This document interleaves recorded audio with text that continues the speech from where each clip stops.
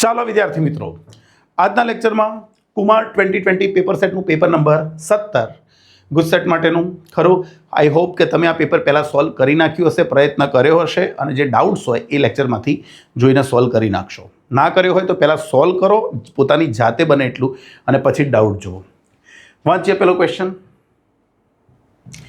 એક ઇલેક્ટ્રોન અને એક પ્રોટોનને સમાન વિદ્યુત ક્ષેત્રમાં મૂકતા ઇલેક્ટ્રોન છે અને પ્રોટોન છે, બંનેને સમાન વિદ્યુત ક્ષેત્ર લાગુ પાડીએ. આપણે જાણીએ છીએ કે કોઈ ક્યુ વિદ્યુતભારને ઈ જેટલું વિદ્યુત ક્ષેત્ર લાગુ પાડીએ તો લાગતું બળ F બરાબર QE. માટે ઇલેક્ટ્રોન પર લાગતું બળ કેવું હોય તો -EE, પ્રોટોન પર લાગતું બળ કેવું હોય તો +EE.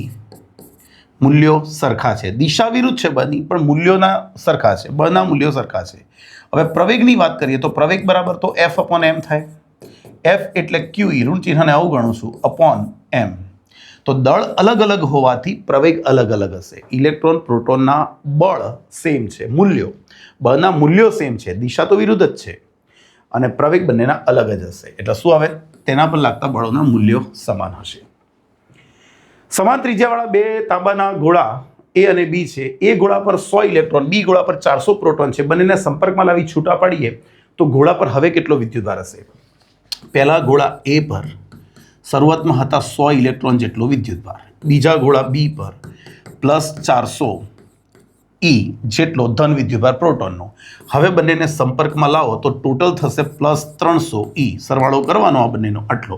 અને હવે બંનેને અલગ કરી દેશો તો Q1 Q2 કેટલું થશે? આનું અડધું, અડધો વિદ્યુતભાર બંને ઉપર વહેંચાઈ જશે. એટલે 150 ગુણ્યા 1.6 ગુણ્યા 10 ની -19, 15 છકે 90 એટલે 15 ને 9 24, 240 ગુણ્યા 10 ની -19, આ થશે 2.4 ગુણ્યા 10 ની -17 coulomb. Where is the answer? It is in B. 3. 2.4 metre વ્યાસ ધરાવતા એક સમાન વિદ્યુતભારિત ગોળા પર વિદ્યુતભારની પૃષ્ઠ ઘનતા એટલે સિગ્મા આપેલી છે. વ્યાસ આપેલો છે કેપિટલ D, તો ત્રિજ્યા તમને મળી જશે આનું અડધું, 1.2 મીટર.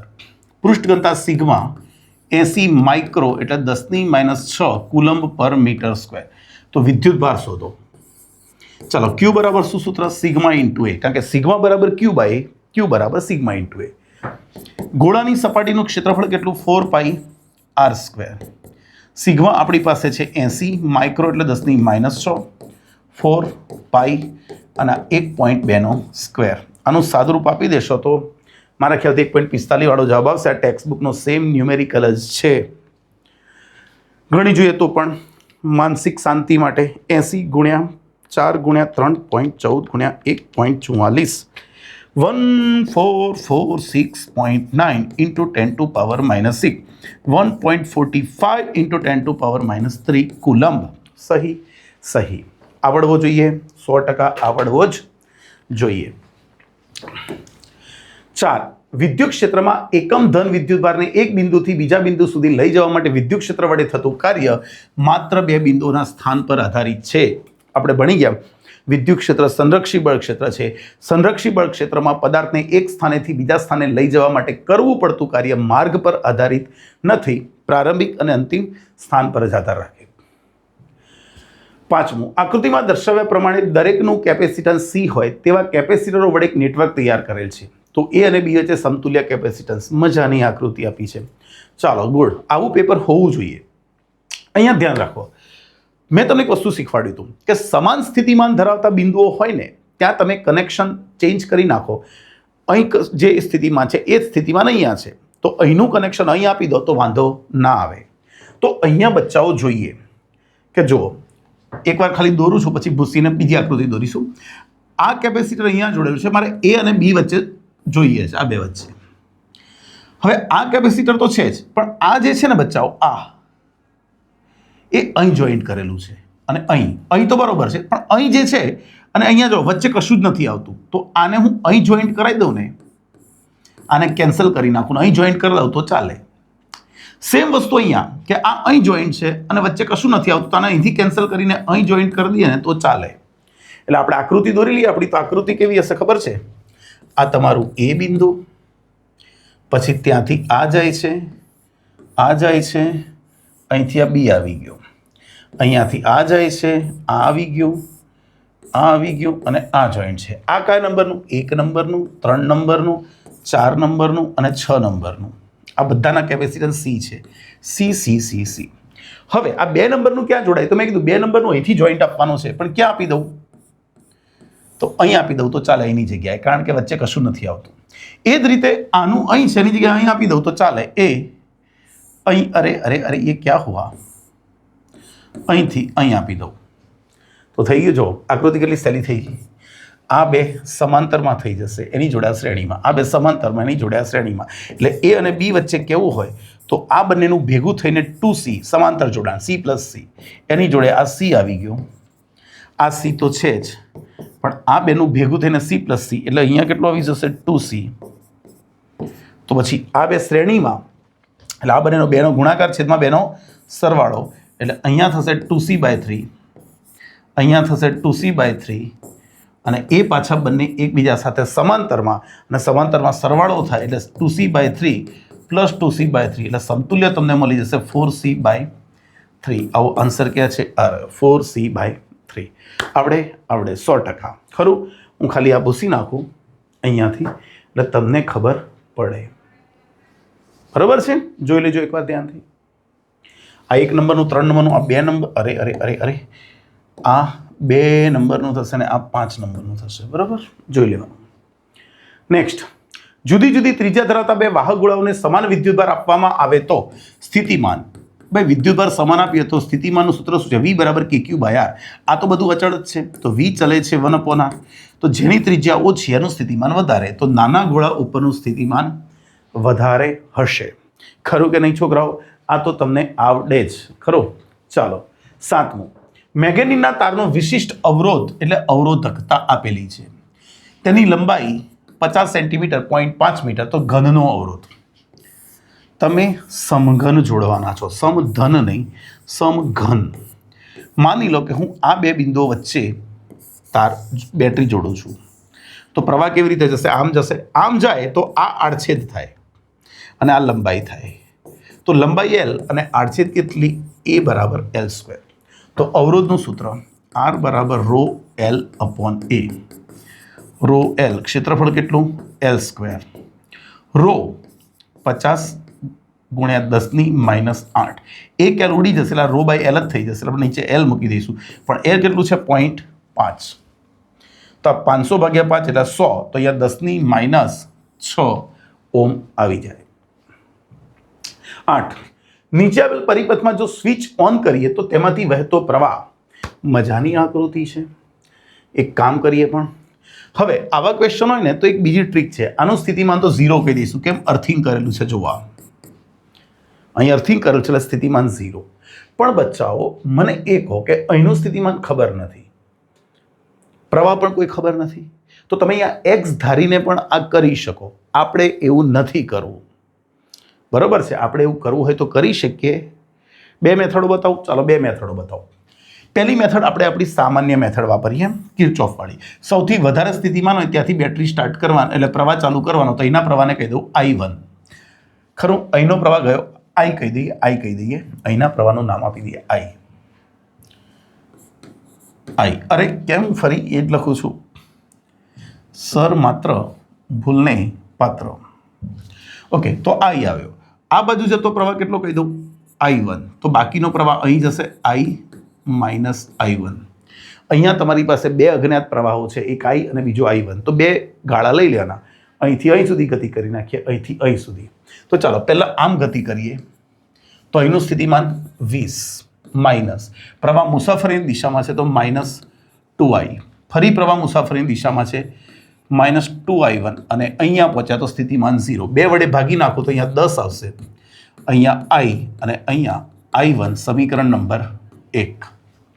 ખરું? હવે આમ આવી જઈએ. અહીંયા 5 થી ચાલુ કરીએ. 5 પ્રવાહ સામે આવે છે તો શું 4 કૌંસમાં, અરે આ શું કર્યું મેં? અહીંયા પ્લસ લખવું પડે ને. પ્લસ 4 અને આ થશે I - I1. અહીંયાથી અહીંયા આવ્યા પછી નીચે આવીએ છીએ તો -2I1 અને પાછા અહીંયા પહોંચીએ તો 0. આને સરખું લખીએ તો 5ને આ જ બાજુ રાખીએ. ચાલો બરાબર 4i પેલી બાજુ જાય તો -4i થઈ જશે, 4i પેલી બાજુ, આમ -4i1 પ્લસ -2i1 અને 6i1 માઇનસ પેલી બાજુ જશે તો +6i1. આ સમીકરણ નંબર 2. હવે આ બંનેમાંથી મારે ખાલી i1 જોઈએ છે, કારણ કે મારે આમાંથી વહેતો પ્રવાહ જોઈએ છે. તો i1 શોધવો હોય તો મારે લોપ કોનો કરવાનો? આનો. તો એક કામ કરું, આને 4 વડે ગુણી નાખું. તો 4 વડે ગુણી નાખું તો શું થાય? 40 4i 4i1 થાય. સાદરૂપ આપીએ, આ બે કયા? આ થયું 45 બરાબર આ થશે 10i1. તો i1 બરાબર તમારું આવશે 4.5 એમ્પિયર. तो क्या है आंसर? 4.5 एम्पियर. ये रहा आम जिंदगी, ये है आम जिंदगी. હવે ખાસ જિંદગી જો આપણે લેવી હોય તો આપણે આ રીતે કરવું પડે કે માની લો કે અહીંથી જે પ્રવાહ આવે આ બાજુ વહેંચાતો હોય તો આનું સ્થિતિમાન 0, અહીંયા સ્થિતિમાન સપોઝ x ધારી લો. પેન બદલી કાઢો એટલે તમને ખબર પડે. અહીંનું સ્થિતિમાન x. તો મારથી એવું કહેવાય અહીંથી જે પ્રવાહ આવ્યો i એ અહીંયા ને અહીંયા વહેંચાયો, એટલે અહીંયા સપોઝ આપણે i1 કહીએ. ભાઈ અત્યારે આઈ આકૃતિ અલગ છે ને, એટલે અહીંયા i1 ધારી લેજો. બ્લુ પેનથી લખું, ચાલો i1. અહીંયા i2 ધારી લો અને આ બાજુ કેટલો ધારી લો? i3. i1 જે આવ્યો એ i2 ને i3 બાજુ ગયો એવું માની લો. તો આપણે કહીએ કે i1 કોની વચ્ચે વેચાયો? i2 પ્લસ i3 વચ્ચે. હવે અહીંયા પ્રવાહ એટલે વોલ્ટેજનો ફેરફાર ભાગ્યા સમય અવરોધ. તો અહીંયા વોલ્ટેજનો ફેરફાર કેટલો? 20 - x/2 બરાબર અહીંયા ફેરફાર કેટલો? x - 5/4. અહીંયા વોલ્ટેજ x - 0 એટલે x અને અવરોધ 2. આખાનો લસા કેટલો? 4. 4 હોય તો 2 વડે ગુણાય તો 2 20 - x બરાબર x - 5 + 2x. આ થઈ જશે -40 - 2x બરાબર 3x - 5. અને પેલી બાજુ મોકલી તો x બરાબર કેટલું મળી ગયું? 45. x બરાબર અરે 45 ભાગ્યા કરવાના રહી ગયા ને 5. છોકરાઓ કેમ ભૂલ કરો છો? x બરાબર 5x બરાબર 45 તો x બરાબર 9. x કેટલું આવી ગયું? 9. જો હવે સિમ્પલ વસ્તુ થઈ ગયું કે આનું સ્થિતિમાન 20 વોલ્ટ, આનું 5 વોલ્ટ, તો આ 9 વોલ્ટ મળી ગયું. જો 9 વોલ્ટ મળી જાય તો આમાંથી વહેતો પ્રવાહ જોઈતો હોય તો i બરાબર 9 - 0 એટલે 9 એનો અવરોધ 2 એટલે 4.5 વોલ્ટ. 2 મેથડ, એકા તમને જે યોગ્ય લાગે જીવનમાં એ કરવાનું, ખરું કે નહીં? જો ના આવડતું હોય તો તુક્કા નહીં મારવાના, છોડી દેવાનો, આગળ વધવાનું. 2.1 વોલ્ટના EMF અને 0.2 આંતરિક અવરોધ ધરાવતી કેટલી બેટરીઓને શ્રેણીમાં જોડવામાં આવે કે જેથી 6 ઓહ્મના અવરોધમાંથી 1.5 એમ્પિયર પ્રવાહ પસાર થાય? એક બેટરી, બીજી બેટરી, ત્રીજી battery, dash dash dash n batteries. એની જોડે એક બાહ્ય અવરોધ જોડવાનો છે R. આનો દરેકનો આંતરિક અવરોધ R કહીએ, દરેકનું EMF E કહીએ, અને મારે એવી રીતે જોડવાનું છે કે પરિપથમાં રચાતો પ્રવાહ કેટલો હોય? 1.5 એમ્પિયર. હું તો એક જ સૂત્ર જાણું ભાઈ પરિપથમાં પ્રવાહ એટલે કુલ EMF છેદમાં આ બાહ્ય અવરોધ અને કુલ આંતરિક અવરોધ. ચાલો બધી બેટરીઓ સહાયકમાં છે એવું માની લઈએ. પ્રવાહ કેટલો? 1.5. બધી બેટરીઓ સહાયકમાં કેટલી બેટરીઓ છે? n બેટરીઓ છે. તો NE/R + NR. બાત ખલ્લાસ. કિંમતો મૂકીએ. 1.5 n ખબર નથી, આ 2.1 બાહ્ય અવરોધ 6 ઓહ્મ અને આ તમારું n × 0.2 છે ને. મજાના દાખલા આવા હોવા જોઈએ. આ અહીં ગુણાય તો 9 આવશે, પ્લસ આ અહીં ગુણાય તો 3n આવશે અને આ 2.1 n આવશે. આ પેલી બાજુ જાય તો 9 બરાબર 0.9n. અરે માઇનસમાં કેમ આન્સર આવે છે મારો? ઉડી પાપા.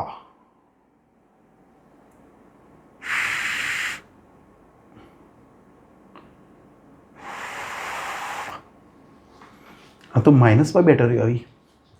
EMF કેટલું છે દરેકનું? 2.1 વોલ્ટ અને 0.2 ઓહ્મ આંતરિક અવરોધ કેટલી બેટરીઓને શ્રેણીમાં જોડી 6 ઓહ્મના અવરોધ સાથે કે પ્રવાહ 1.5. તો આ 1.5 આવ્યો. n બેટરીઓ જોડી હશે શ્રેણીમાં તો EMF NE R + NR. Okay, તો 1.5 એન ખબર નથી. ઈ તમને 2.1 આપ્યું છે એક બેટરીનું EMF, બાહ્ય અવરોધ 6 અને એન ઇન્ટુ 0.2. ઓકે, તો છોકરાઓ અહીં ગુણાશે તો 90 થશે ને 100%. અરે આ 0.3 થશે ને, અહીંયા જો અહીંયા ભૂલ છે. આ 0.2 ગુણ્યા 1.5 કરશો ને છોકરાઓ તો 3/100 શું થશે? 1.5 ભાગ્યા 15 30 એટલે 0.3 આવશે. અહીંયા 0.3 n આવશે, 0.3 n. ચાલો અને પેલી બાજુ મોકલી દઉં તો શું થશે? અહીંયા ચેક કરો. 9 તો ખરા જ, પણ 2.1 માંથી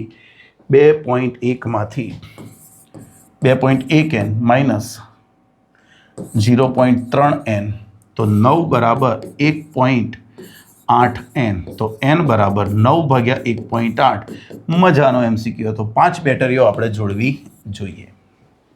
ખરું? ઓકે, મેં અહીંયા ભૂલ કરી નાખી હતી. ઉતાવળે આંબા પાકે નહીં, આપણે માર્ક્સ લેવાના છે એટલે ઉતાવળ નહીં કરી. 1.5 ગુણ્યા 0.2 એટલે 0.3. મેં ખાલી 2 લઈ લીધા. 10 સેન્ટીમીટર ત્રિજ્યા ધરાવતું અને ખૂબ પાસે રહેલા 100 આંટા ધરાવતું એક ગૂંચળું ધ્યાનમાં લો, જેમાંથી 1 એમ્પિયર પ્રવાહ પસાર થાય. તો એના કેન્દ્ર પર ચુંબકીય ક્ષેત્ર, ભાઈ ગૂંચળના કેન્દ્ર પર ચુંબકીય ક્ષેત્ર μ0 Ni/2r, μ0 4 પાઈ ગુણ્યા 10⁻7. આંટા બોલો તો 100, પ્રવાહ બોલો તો 1 2 અને ત્રિજ્યા બોલે તો 10 સેન્ટીમીટર 0.1. આ થશે 2 પાઈ એટલે 6.28. અહીં આપી દઉં તો 10⁻4 ટેસ્લા. સાદુરૂપ આપી દો, જવાબ આવી જશે 6.28 ગુણ્યા 10⁻4 ટેસ્લા. 11. ગતિમાન વિદ્યુતભાર કોના કારણે ઉર્જા મેળવે છે? યાદ રાખો, ગતિમાન વિદ્યુતભાર વિદ્યુત ક્ષેત્રને કારણે જ ઉર્જા મેળવે. ચુંબકીય ક્ષેત્ર ઉર્જા આપતું નથી. ખરું કે નહીં? ચલો નેક્સ્ટ. 12. એમ્પિયરનો સર્કિટલ નિયમ કોના માટે સાચો છે? સ્થાયી વિદ્યુત પ્રવાહો માટે એમ્પિયરનો સર્કિટલ નિયમ આપણે ભણી ગયા. સંકલન B.dl, કોઈ પણ બંધ ગાળા પર ચુંબકીય ક્ષેત્રનું રેખા સંકલન બરાબર μ0 અને ઘેરાતા વિદ્યુત પ્રવાહોનો ગુણાકાર, પણ વિદ્યુત પ્રવાહ બદલાવો જોઈએ નહીં. 13. L લંબાઈના એક સ્ટીલના તારની ચુંબકીય ડાયપોલ મોમેન્ટ m છે. તેને મધ્યમાંથી વાળીને 60 ડિગ્રીના ખૂણો બનાવે તે રીતે ગોઠવવામાં આવે તો નવી ડાયપોલ મોમેન્ટ. પહેલાં એકવાર રૂઢિગત મેથડ, પછી ડાયરેક્ટ સૂત્ર આપી દઉં. ચાલો જોઈએ. આપણી પાસે એક ગજિયો ચુંબક હતો એવું માની લો, ડાયપોલ તાર કહીએ, કે જેની લંબાઈ હતી L. હું કહી દઉં કે એના ધ્રુવોનું ધ્રુવમાન હતું qm, તો શરૂઆતમાં એની ડાયપોલ મોમેન્ટ હશે qm ઇન્ટુ L. પણ હવે તમે એને આ રીતે વર્તુળાકાર ચાપમાં વાળો છો, જે ચાપ તેના કેન્દ્ર આગળ 60 ડિગ્રીનો ખૂણો બનાવે છે. તો આનું ધ્રુવમાન qm, આનું ધ્રુવમાન qm, અને હવે એમની વચ્ચેનું અંતર કેટલું થશે ખબર છે? આ અંતર થશે. તો નવી ડાયપોલ મોમેન્ટ મારે કેવી હોય તો qm અને ઇન્ટુ આ લંબાઈ. પણ તમે જોઈ શકો કે આ સમબાજુ ત્રિકોણ બનશે, તો આ ત્રિજ્યા હોય, આ ત્રિજ્યા હોય, તો આ પણ ત્રિજ્યા જેટલું જ હશે. એટલે qm ઇન્ટુ r કરી નાખું. પણ r કેટલું ખબર નથી, પણ મને આ ચાપની લંબાઈ ખબર છે. આ ચાપની લંબાઈ કેટલી છે? L. તો આપણે ભણી ગયા છે ચાપ બરાબર ખૂણો ગુણ્યા ત્રિજ્યા. ચાપ કેટલી છે? L. ખૂણો કેટલો છે? રેડિયનમાં લેવાનો, π/3 અને ઇન્ટુ r. તો r તમારી પાસે આવશે 3l/π. અહીંયા મૂકી દઉં qm 3l/π. qm into l એટલે m, તો આ આવી ગયું 3m/π. અરે રે, આ કયો MCQ ગણી નાખ્યો મેં તો ચાપ તો વાંચ્યું જ નહીં. દેખો, ઘણીવાર આપણને એ થતું હોય ને તો આપણે આવી બધી ભૂલો કરતા હોઈએ છીએ. આવી બધી ભૂલો, આ એક અલગ MCQ છે ભાઈ, આ રીતે કર્યું છે. મેં અહીંયા કંઈક અલગ રીતે કર્યું છે. ધ્યાન રાખો, સ્ટીલના વાયરને વાળવામાં આવ્યો છે. આ સ્ટીલનો વાયર છે. થોડોક લાંબો લઉં તો આપણને ખબર પડે. સર માત્ર ઉતાવળને પાત્ર. આ એક NS ધ્રુવ ચુંબક છે, તાર છે એવું માની લો. અને હવે આની ડાયપોલ મોમેન્ટ આ બાજુ હશે m. હવે તમે શું કરો છો? આને આ રીતે વાળો છો, 60 ડિગ્રીએ વાળો છો. આ રીતે 60 ડિગ્રીએ વાળો છો. તો આ તમારું S, આ તમારું N, આ તમારું S અને આ તમારું N. અને આ ખૂણો કેટલા ડિગ્રી છે? 60 ડિગ્રી છે એવું પકડીને ચાલો. હવે તમે મધ્યમાંથી વાળી દીધું એટલે આની ડાયપોલ મોમેન્ટ થઈ ગઈ m/2. આ જે બાકીનો અડધો ભાગ છે એની પણ m/2. હવે અહીંયાથી જો તમે ગણશો તો આની ડાયપોલ મોમેન્ટ આમ ગણાય, આની ડાયપોલ મોમેન્ટ આમ ગણાય, અને બંને ડાયપોલ મોમેન્ટ વચ્ચેનો ખૂણો 120 ડિગ્રી. એટલે આ m/2, આ m/2 અને ખૂણો 120 ડિગ્રી. તો પરિણામી dipole moment is equal to under route, આપણે સૂત્ર ભણી ગયા છીએ, m1² plus m2² plus 2m1 m2 cos theta. ચાલો અહીંયા મૂકીએ પરિણામી ડાયપોલ મોમેન્ટ m ડેશ. ભાઈ પહેલાની છે m/2², બીજાની પણ છે m/2², 2 × m/2 m/2 અને cos 120 ડિગ્રી મૂકીએ એટલે -1/2 થાય, તો 2 નીકળી જાય. તો અહીંયા આ એક ઉડી જશે ખરું, તો અહીંયા ખાલી વર્ગમૂળ નીકળીને આવશે ખાલી m/2. એટલે ડાયપોલ મોમેન્ટ આવશે m/2 જવાબ. આ મેં શું વિચાર્યું મનમાં, આવો એક દાખલો આપણા પેમ્પલેટમાં છે, ઘણી બધી ટેક્સ્ટ બુકોમાં પણ છે, રેફરન્સ બુકમાં, એટલે મેં વિચાર્યું વર્તુળાકાર વાળી દીધો. ઓકે, તો આ દાખલો આ રીતે ગણી શકાય. આ ખોટું છે. આ જે છે આ સમગ્ર વસ્તુ એ અહીંયા કેવું છે, ખોટું છે, અહીંયા ગણવાનું જ નહીં આને. પણ એક બીજો દાખલો જો તમારે ગણવો હોય તો થોડુંક રિવાઇન્ડ કરી અને આનો ફોટો પાડી લેજો એટલે તમને કામ લાગશે ખરું. તો આનું સોલ્યુશન આ રહેશે. આ શું પેલી PDF મૂકીશ એમાં આવે ને એટલા માટે પૂછી નાખું છું ખરું. આવે આન્સર. 14 લોખંડની સાપેક્ષ પરમિએબિલિટી 2000 છે. SI એકમમાં તેની નિરપેક્ષ પરમિએબિલિટી. ભાઈ સાપેક્ષ પરમિએબિલિટી એટલે શું થશે? સાપેક્ષ પરમિએબિલિટી μr બરાબર μ/μ0. તો નિરપેક્ષ પરમિએબિલિટી μr × μ0. આ થઈ ગયું 2000 એટલે 2 આવું જ રાખો ને. ચાલો અને આને લખી દઈશું શું, 4π × 10⁻⁷. આ થશે 8π × 10⁻⁴. ક્યાં છે આવો જવાબ? એ 15. L લંબાઈના એક ચોરસ તક્તીને XY સમતલમાં મૂકેલું છે. લંબાઈ L છે તો ક્ષેત્રફળ થશે L². પણ એનો ક્ષેત્રફળ સદિશ કેવો હોય તો તમે એક સમતલ જુઓ XY. કોઈ પણ સપાટીને ક્ષેત્રફળ સદિશ એને સમતલને લંબ હોય, લંબ. તો આ XY સમતલમાં છે તો એનો ક્ષેત્રફળ સદિશ કઈ દિશામાં હશે? Z દિશામાં હશે. તો 0 0 L² એ એનો ક્ષેત્રફળ સદિશ થયો. ચુંબકીય ક્ષેત્ર તમને આપેલું છે, શું આપેલું છે? B0 કૌંસમાં 2 3 4 આવું છે ને. ઓકે, તો ગુજરાત સાથે સંકળાતું ફ્લક્સ. ભાઈ ફાઈ બરાબર શું સૂત્ર બની ગયા? B.A. અહીંયા મૂકી દઉં તો B0 ડોટ ગુણાકાર કરવાનો છે કોનો B0 2 3 4 અને 0 0 L². તો અહીંયા B0 તો રહેશે જ, 2 × 0 0 0 અને આ થશે 4 L². એટલે આપણો આન્સર છે 4B0 L². વેબર. હા કે ના? આવડે. 16 એક ધાતુનો વાહક સળિયો તેની લંબાઈ ઉત્તર દક્ષિણ દિશામાં રહે તે રીતે મુક્ત પતન કરતો હોય તો તેના બે છેડા વચ્ચે પ્રેરિત EMF. યાદ રાખો ગતિકીય EMF માટે આપણે સૂત્ર ભણી ગયા હતા, E = BVL. પણ શરત B અને V અને આ બધા પરસ્પર લંબ હોવા જોઈએ, પરસ્પર લંબ, બધા પરસ્પર લંબ. પણ આપણે સળિયાને રાખ્યો છે ઉત્તર દક્ષિણ. સળિયો કોના ચુંબકીય ક્ષેત્રમાં પડે છે? પૃથ્વીના. અને પૃથ્વીનું ચુંબકીય ક્ષેત્ર પણ ઉત્તર દક્ષિણ છે. માટે વેગ અધો દિશામાં પણ લંબાઈ અને ચુંબકીય ક્ષેત્ર બંને એક જ દિશામાં થઈ જશે. એટલે EMF ઉત્પન્ન થશે નહીં.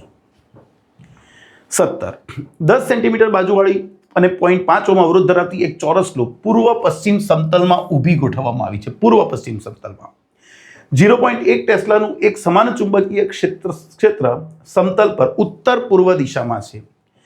આ ચુંબકીય ક્ષેત્ર 0.7 સેકન્ડમાં અચળ દરે ઘટાડીને શૂન્ય થાય છે. તો આ અંતરાલમાં પ્રેરિત EMF અને પ્રવાહ જો ધ્યાનથી, આ છે ઉત્તર દક્ષિણ પૂર્વ પશ્ચિમ.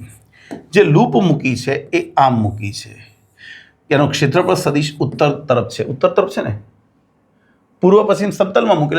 ઓકે, ક્ષેત્રફળ સદિશ આમ થશે. પણ ચુંબકીય ક્ષેત્ર જે છે ને છોકરાઓ એ ઉત્તર પૂર્વ તરફ છે, ઉત્તર પૂર્વ તરફ. એટલે આ ખૂણો થશે 45 ડિગ્રી.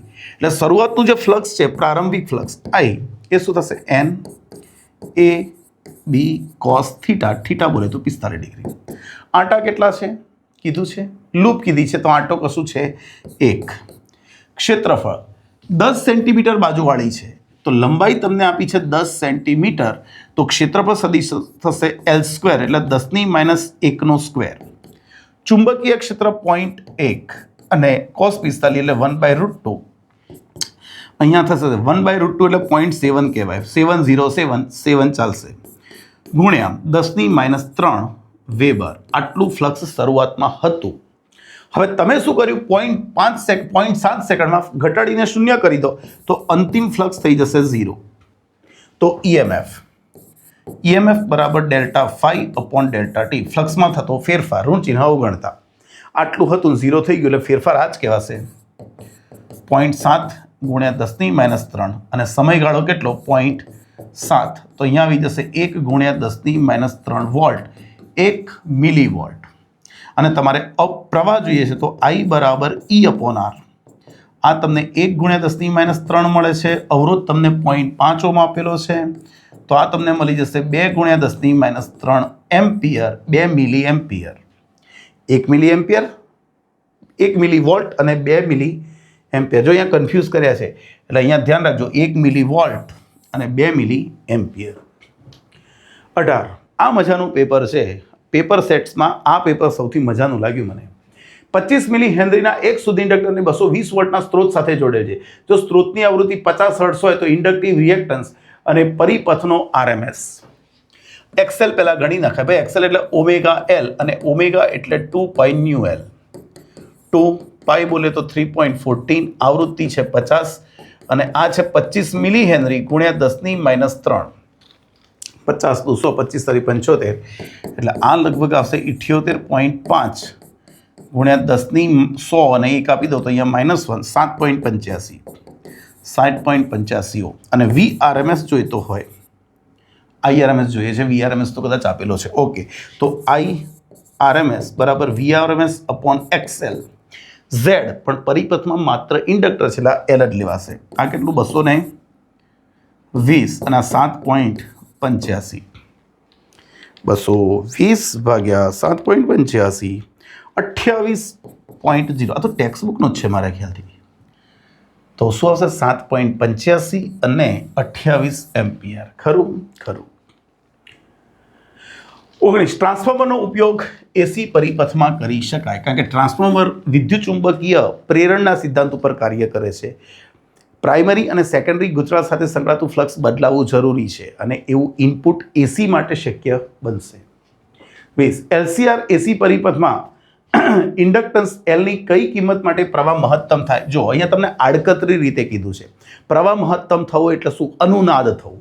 અને અનુનાદ થાય, I મેક્સિમમ ક્યારે થાય? જ્યારે અનુનાદ થાય. અનુનાદ થાય ત્યારે ઓમેગા બરાબર 1/√LC, બંને બાજુ સ્ક્વેર કરી દઈએ તો 1/LC. તો અહીંયા L બરાબર 1/ω²C. ઓમેગા સ્ક્વેર એટલે કોનો સ્ક્વેર? આનો સ્ક્વેર કરવાનો, તો 1000 એટલે 10⁻³ નો સ્ક્વેર. C એટલે 10 ગુણ્યા 10⁻6. આ બે નીકળી ગયા, તો અહીંયા 0.1 હેનરી.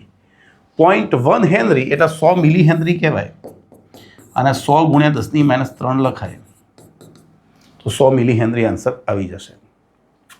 21 કેન્સરગ્રસ્ત કોષોનો નાશ કરવા માટે ગેમા કિરણો વાપરીશું.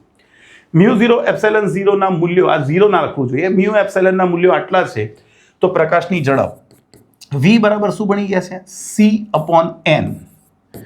પણ જો અહીંયા મ્યુ જ આપેલું છે, તો મ્યુ અને એપ્સાઇલન લખી દઉં.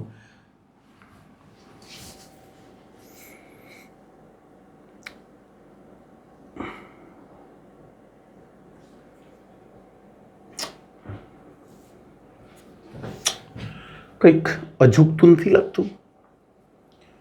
ઓકે, એપ્સાઇલન જ કીધા છે ને, ચલો છોડો, તો ડાયરેક્ટ લઈ લે. મને 0 કીધું સાપેક્ષ હશે, સાપેક્ષ નથી, તો પછી ડાયરેક્ટ લઈ લઈએ.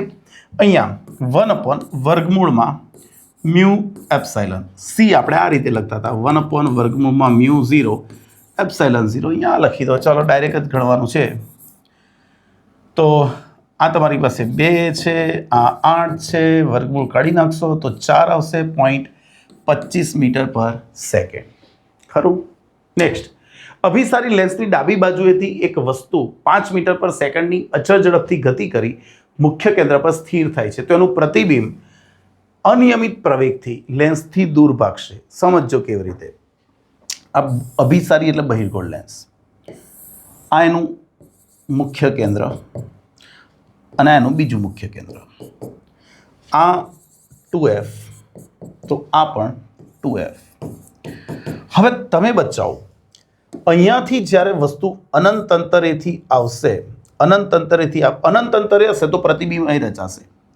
આ થોડી આકૃતિ આ બાજુ દોરું. હું પણ એક ખોપચામાં ભરાઈ ગયો છું આ બાજુથી, એના કરતાં હું આકૃતિ થોડીક આ બાજુ દોરું. તો આ જે છે સમજો, અહીંયા આ અંતર F, આ અંતર 2F, આ અંતર F, આ અંતર 2F. વસ્તુ તમે માની લો કે O ક્યાં છે? O ક્યાં છે? આટલા ઝડપથી ગતિ અનંત અંતરે છે, અનંત અંતરે ત્યાંથી ગતિ કરતી આવે છે અચળ વેગથી. વસ્તુ અનંત અંતરે હશે તો પ્રતિબિંબ તમારું અહીંયા રચાતું હશે. જ્યારે વસ્તુ અનંત અંતરે હશે તો પ્રતિબિંબ અહીં રચાતું હશે. હવે વસ્તુ જેમ જેમ આમ આવે એમ પ્રતિબિંબ પણ આમ જાય. ખરું?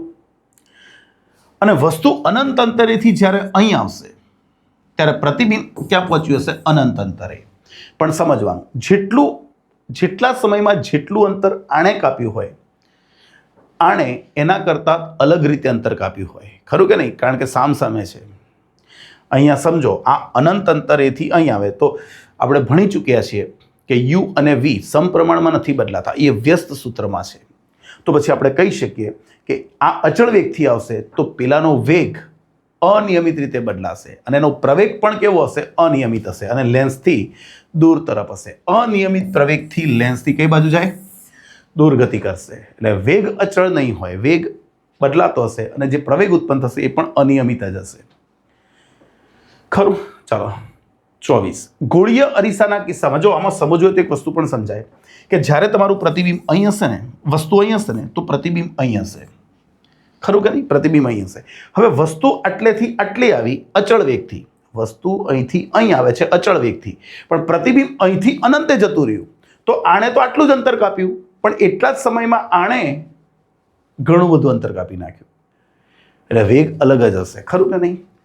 એટલે તમે ઊંધું પણ વિચારી શકો કે અનંતથી અહીં સુધી આવી તો આનો વેગ અચળ હતો, પણ આ ખાલી અહીંથી અહીં પહોંચે છે. જોયું? એટલે વેગ ઘણો ઓછો છે અને અહીંથી એકદમ વેગ વધી જાય છે, એટલે અનિયમિત પ્રવેગ કહેવાય. 24. ગોળીય અરીસાના કિસ્સામાં પ્રતિબિંબ, ગોળીય અરીસાના કિસ્સામાં પ્રતિબિંબ, પણ કયો અરીસો? ઓકે, કોઈ પણ હોય, અરીસો કીધો છે એટલે આભાસી પ્રતિબિંબ હોય કે હોય ચત્તું હોય. આભાસી પ્રતિબિંબ ચત્તું હોય, વાસ્તવિક પ્રતિબિંબ ઉલટું હોય. 25. એક ટાંકીમાં 12.51 સેન્ટીમીટર ઊંચાઈ જેટલું પાણી ભરેલું છે. એક માઇક્રોસ્કોપની મદદથી આ ટાંકીના તળિયે પડેલ સોયને જોતા આભાસી ઊંડાઈ 9.4 મળે છે તો પાણીનો વક્રી ભવનાંક. આપણે ભણી ચૂક્યા છે કે સાચી ઊંડાઈ કેટલી છે? 12.51. તમને આભાસી કેટલી મળે છે? HI બરાબર 9.4 સેન્ટીમીટર. તો વક્રી ભવનાંક N બરાબર હી બાય હો.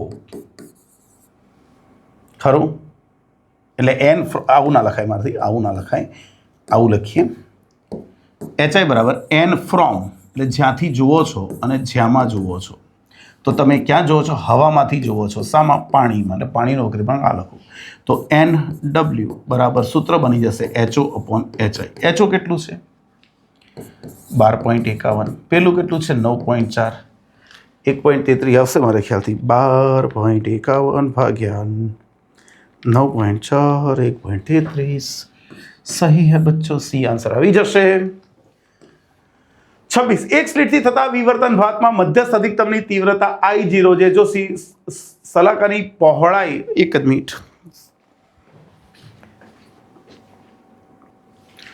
ચાલો શું હતો ક્વેશ્ચન? હા, એક સ્લિટથી થતા વિવર્તન ભાતમાં મધ્યસ્થ અધિકતમની તીવ્રતા I0 છે. સ્લિટની પહોળાઈ બમણી કરવામાં આવે. સ્લિટની પહોળાઈ બમણી કરશો તો વર્ગના સમપ્રમાણમાં, માટે I બરાબર શું થશે? 4I0. તમે બમણી કરશો તો 4 ગણ થઈ જશે. એટલે આન્સર શું હશે? I0. 27 તરંગ પ્રસરણની ઘટનામાં એકબીજાથી લેમડા અંતરે રહેલા બે દોલનોની કળા વચ્ચેનો તફાવત. લેમડા અંતરે, ભાઈ લેમડા અંતરે કળા તફાવત કેટલો હોય? એક તરંગ લંબાઈ જેટલા અંતરે કળા તફાવત 2π રેડિયન હોય. કેટલો? 2π. હંમેશા 2π રેડિયન હોય. બે સ્લીટો વચ્ચેનું અંતર 1 મિલીમીટર છે. પડદો 1 મીટર દૂર છે. 500 નેનોમીટરનો તરંગ લંબાઈનો બ્લુ ગ્રીન પ્રકાશ વાપરવામાં આવે તો શલાકાઓ વચ્ચેનું અંતર એટલે શલાકાની પહોળાઈ લઈ લેવાની lambda capital D upon small D. Lambda કેટલું છે છોકરાઓ? 500 નેનોમીટર એટલે 5 × 10⁻7. ડી કેટલું છે? 1 મીટર. સ્લીટથી પડદાનું અંતર અને ડી એટલે 10⁻3 1 મિલીમીટર. શું થશે? 5 × 10⁻4 મીટર. 29 2 × 10⁻28 કેજી મીટર પર સેકન્ડ જેટલું વેગમાન ધરાવતા કણની તરંગ લંબાઈ લેમડા બરાબર સૂત્ર આપણે ભણી ગયા છે h/p. h એટલે કેટલું? 6.6 × 10⁻34. 625 લખી શકીએ. અહીંયા 2 × 10⁻28 આ થશે 3.3 × 10⁻6. આવો જવાબ આવે. 30 પ્રકાશનું બિંદુવત ઉદ્ગમ ફોટો સેલથી 20 સેન્ટીમીટર દૂર હોય ત્યારે સ્ટોપિંગ પોટેન્શિયલ V0 મળે છે. આ જ ઉદ્ગમ 1 મીટર દૂર કરવામાં આવે ત્યારે સ્ટોપિંગ પોટેન્શિયલ. યાદ રાખજો, આ ઉદ્ગમ છે, એમાંથી ઘણો બધો પ્રકાશ નીકળે છે. જો તમે જે સપાટી છે એ નજીક રાખશો તો એના ઉપર ફોટોન વધારે અથડાશે અને દૂર રાખશો તો અંતર ઓછા અથડાશે. તો અહીંયા તીવ્રતા જે છે ને એ અંતરના વર્ગના વ્યસ્ત પ્રમાણમાં છે અને તીવ્રતા એ પ્રવાહના સમપ્રમાણમાં છે. માટે મારે અહીંયા કહેવું જોઈએ કે પ્રવાહ એ અંતરના વર્ગના વ્યસ્ત પ્રમાણમાં છે. પણ સ્ટોપિંગ પોટેન્શિયલની વાત કરીએ તો એનું સૂત્ર હતું hν - φ0. એ તો આવૃત્તિ પર આધાર રાખે અને આપણે જાણીએ છીએ કે ગમે તેટલું નજીક રાખો કે દૂર રાખો આવૃત્તિ બદલાતી નથી. એટલે અહીંયા સ્ટોપિંગ પોટેન્શિયલ કીધો છે તો એ બદલાશે નહીં, એ V0 જ રહેશે. તો સર તમે આ કેમ સમજાવ્યું? ભાઈ એટલા માટે સમજાવ્યું કે પ્રવાહનું શું થશે જોઈએ. તો શરૂઆતમાં મેં અહીંયા કીધું કે પ્રવાહ તીવ્રતા પર આધાર રાખે અને તીવ્રતા અંતરના વર્ગના વ્યસ્ત પ્રમાણમાં. તો શરૂઆતમાં 20 સેન્ટીમીટર દૂર હતું અને હવે તમે 1 મીટર એટલે 100 સેન્ટીમીટર. અંતર કેટલા ગણું થયું? અંતર 5 ગણું થયું. જો અંતર 5 ગણું થાય તો સ્ક્વેર થાય તો પ્રવાહ 1/25 ગણો થઈ જાય. 1/25 ગણો. પણ એ કોના માટે? પ્રવાહ હોય તો. 31 એક કણનું રેખીય વેગમાન આપ્યું છે તો તેની ડી બ્રોગલી તરંગ લંબાઈ. શું મજાક છે? આ સેમ તો છે. ઓકે, તો ડી બ્રોગલી તરંગ લંબાઈ લેમડા બરાબર h/p. ઘણીવાર ઉત્સાહમાં 1 MCQ બીજી વાર આવી જતા હોય તો 2.2 × 10⁴ બોલો સાદરૂપ જ આપવાનું છે. 3 × 10⁻30 આવું આવે છે. કેમ આવું આવે છે? 30. ઓકે, અરે -34. આવામાં પણ ભૂલો કરી શકે છે માણસો. આ 10⁻- કેટલું થયું? 34. 38 એટલે આને લખીએ તો 3 × 10⁻29 × 10⁻9 મીટર એટલે નાનો મીટર થયું. જુઓ ખરું ને? એટલે 3 × 10⁻29 નેનોમીટર. 32 હાઇડ્રોજન પરમાણુની આયોનાઇઝેશન ઉર્જા 13.6 એવી છે તો હિલિયમ પરમાણુની, આ પરમાણુ શબ્દ વાપર્યો ખોટું કહેવાય. અહીંયા એ લોકોએ He+ કહેવું જોઈએ. ઓકે, તો કારણ કે બોહર મોડલ કોને લાગુ પડે છે? હાઇડ્રોજનિક પરમાણુને જ લાગુ પડે છે. તો E બરાબર -13.6 × Z² / n². હવે He હિલિયમ કે એટલે Z પણ 1 લેવાનો અને He+ એટલે ઇલેક્ટ્રોન પહેલી જ કક્ષામાં હશે એટલે 13.6 અહીંયા 2 નો સ્ક્વેર 1 નો સ્ક્વેર અહીંયા 13.6 × 4 એટલે 54.4 આવી જશે. 33 હાઇડ્રોજન ધરાવસ્થામાં હાઇડ્રોજન પરમાણુની ઉર્જા -13.6 એવી છે તો પ્રથમ ઉત્તેજિત અવસ્થામાં He+ ની એકની એક વાત તો વારે ઘડીએ થાય છે. હાઇડ્રોજન પરમાણુ માટે ઉર્જા આપણે શું લખીએ છીએ? 13.6 EV. 13.6 EV × Z² / n². હવે તમારે હિલિયમ માટે ગણવાનું છે. ભાઈ હિલિયમ કીધો છે He+. એટલે ઝેડ બરાબર 1, પણ પ્રથમ ઉત્તેજિત છે એટલે n બરાબર 2 લેવું પડશે. મૂકીએ અહીંયા -13.6 EV ઇન્ટુ 2² ભાગ્યા 2², તો આ તો થશે -13.6 EV. એ જ આવે ખરું. અહીંયા He પ્લસ આયન છે ખરું કે નહીં? Okay, next. એક પરમાણુમાં 2.3 EV ઉર્જા તફાવત બે સ્તરોને જુદા પાડે છે. જ્યારે પરમાણુ ઉચ્ચ ઉર્જામાંથી નિમ્ન ઉર્જાવાળા સ્તરમાં સંક્રાંતિ કરે ત્યારે વિકિરણની આવૃત્તિ આપણે ભણી ચૂક્યા, બે કક્ષાઓ વચ્ચે જેટલી ઉર્જાનો તફાવત હશે એ ફોટોન સ્વરૂપે ઉત્સર્જાશે એટલે h ન્યુ ઉર્જા થાય. તો આ થઈ ગયું ન્યુ બરાબર delta E upon h. Delta E કેટલું છે? 2.3 EV એટલે 1.6 ગુણ્યા 10⁻⁹ અને h એટલે 6.625 ગુણ્યા 10⁻34. તો અહીંયા 2.3 ગુણ્યા 1.6 ભાગ્યા 6.625 શું હશે? 0.555 એટલે 0.56 ગુણ્યા 10⁻15 5.6 ગુણ્યા 10⁻14. ચાલો નેક્સ્ટ. 35. 2 ફર્મી અને 1 ફર્મી ત્રિજ્યાઓ ધરાવતા ન્યુક્લિયસ તત્વોના દળોનો એટલે એમના અણુભારો પરમાણુ ભારો જોઈએ છે. r ચલે છે એની 1/3 ઘાત, તો એ ચલે છે r ની કેટલી ઘાત? 3 ઘાત. સિમ્પલ.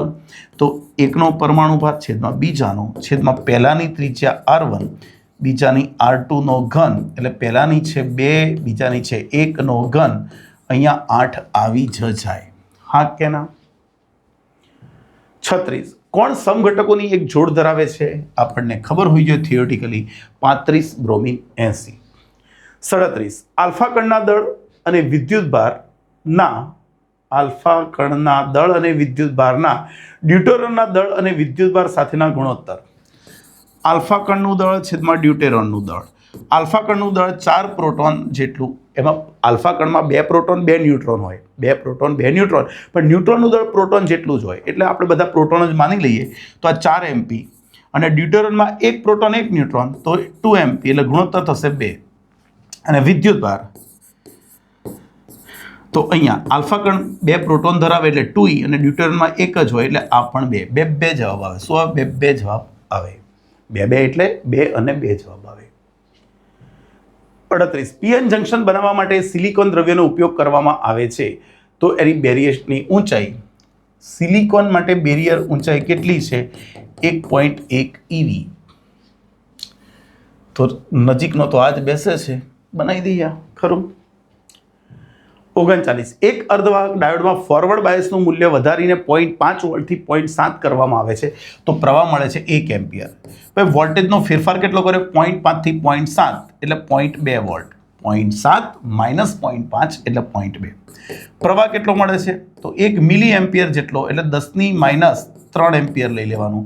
તો ફોરવર્ડ બાયસ અવરોધ તો આપણે ડાયનેમિક અવરોધ લખ્યો તો delta V upon delta I.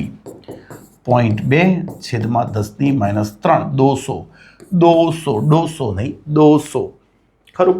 ઓમ. 40. નીચેનામાંથી કોણ ફોરવર્ડ બાયસ જોડાણ ધરાવે છે? ભાઈ આ P કહેવાય, આ N કહેવાય. ફોરવર્ડ બાયસ જોડાણ કરવું હોય તો P ને ધન બનવું પડે, N ને ઋણ બનવું પડે. હવે કોઈ કહેશે પણ બંને ધન હોય બંને ઋણ હોય તો ટર્મિનલ. ભાઈ વિદ્યુત સ્થિતિમાન અગત્યનું નથી, વિદ્યુત સ્થિતિમાનનો તફાવત અગત્યનો છે.